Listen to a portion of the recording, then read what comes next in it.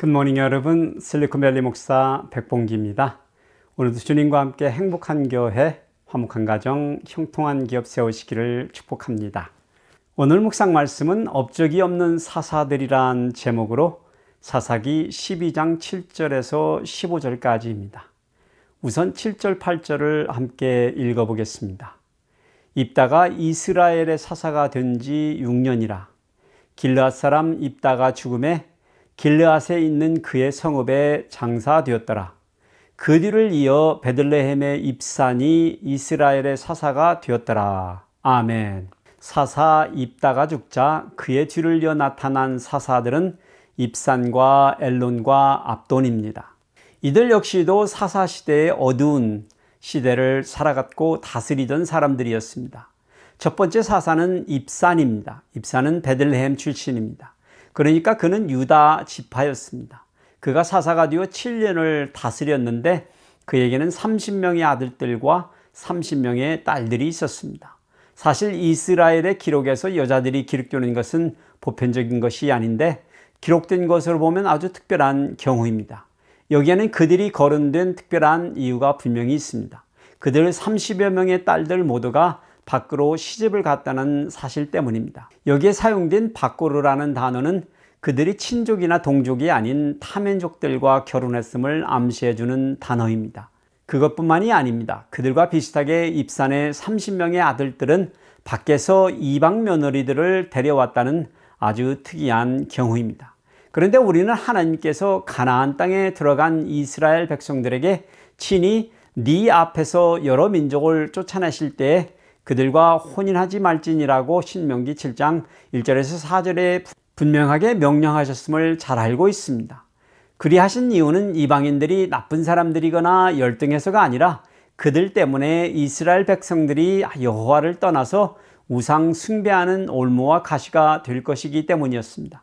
그런데 입사는 자기의 그 많은 자식들을 전부 다 하나도 빼놓지 않고 이방 민족들과 결혼을 시킨 아주 세속적인 사람이었던 것입니다. 그러니 사사 입산이 이룩한 기록된 업적은 여기에서 하나도 찾아볼 수 없습니다. 두 번째 사사는 엘론입니다. 엘론은 스볼론 지파 사람입니다. 그가 사사가 되어 10년 동안 다스렸는데 엘론 사사의 특이한 점은 그가 이룩한 업적도 전무하고 그의 배경에 대한 설명도 출신지와 장사지 위엔 아무것도 기록된 것이 없다는 점입니다. 다른 사사들과 비교해 보았을 때 그에 대한 기록이 전혀 없는 것은 그의 무명이나 무능을 말하는 것보다 비교적 그가 정상적인 삶을 살았고 정상적인 사역을 했음을 말해주는 것일 것입니다. 그가 죽어서 스볼론 땅 아얄론에 장사되었습니다. 역시 사사 엘론이 이룩한 기록된 업적은 하나도 없었습니다.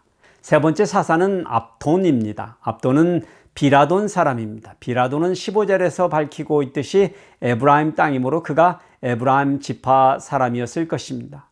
그가 사사가 되어서 8년 동안 다스렸습니다. 압돈의 특징은 아들 40명과 손자 30명이 있었는데 이들 모두가 어린 나귀를 타고 다녔다는 것입니다. 그러니까 압돈의 후예들이 모두 70마리의 어린 나귀를 타고 다녔던 것입니다.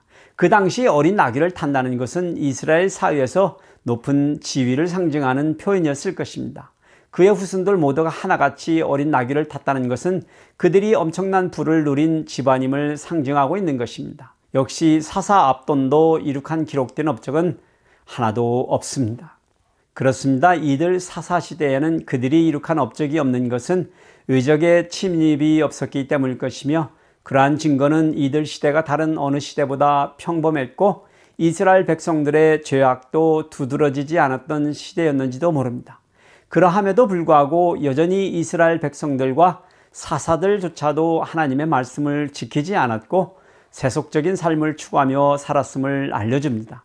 그러니 여러분, 우리 하나님의 사람들은 우리가 사는 세상 문화나 풍습이 우리의 삶의 방식이나 모습을 손가락질하거나 지탄하지 않아도 스스로 하나님의 말씀 따라 구별된 삶을 살려는 부단한 노력을 기울이는 여러분들 되시기를 축복해 드립니다.